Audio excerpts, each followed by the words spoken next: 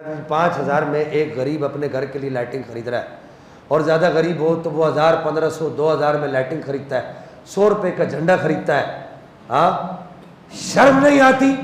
70,000 के मोबाइल से 100 रुपये के झंडे की मोबाइल खरीद के 100 रुपये के झंडे की तस्वीर खींच के कहता है 70,000 का मोबाइल पकड़ा हुआ मौली साहब ने, और 100 रुपये के झंडे की तस्वीर खींच के कहता है इस झंडे की कीमत से किसी गरीब के बच्ची की शादी भी तो हो सकती थी।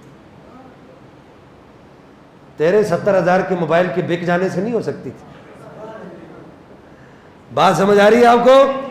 वो 100 रुपए का झंडा और वो 1,000, 1,500 का, कोई उससे पूछे तो सही ना कि भाई ये 100 रुपए के झंडे से तू गरीब की बच्ची की शादी कराने जा रहा है, और ये जो तू 70,000, 50,000, 40,000 के मोबाइल से तस्वीर खींच रहा है, ये सादे 2,500, 3,000 वाले मोबाइल से भी तो तेरा काम चल सकता है, या ये जो 20-25,000 वाले मोबाइल से भी तो तेरा काम चल सकता है।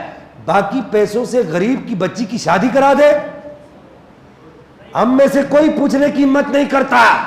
उसको कहना कि भाई अगर कोई आपसे कहना यार इतनी फजूल खर्ची हो रही है और ये हो रहा है वो हो रहा है, ये देखो कितनी लाइटिंग कर रहे हैं, ये इधर से लाइटिंग आ रही है, इधर से लाइटिंग आ रही है, तो उनको पूछे भाई तुझे क्यों मिर्ची लग रही है?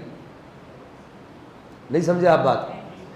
तुझे क्यों मिर्ची लग रही है भाई, लाइटिंग अगर आ रही है तो कहेगा यार इन पैसों से किसी गरीब की बच्ची की शादी भी तो हो सकती थी।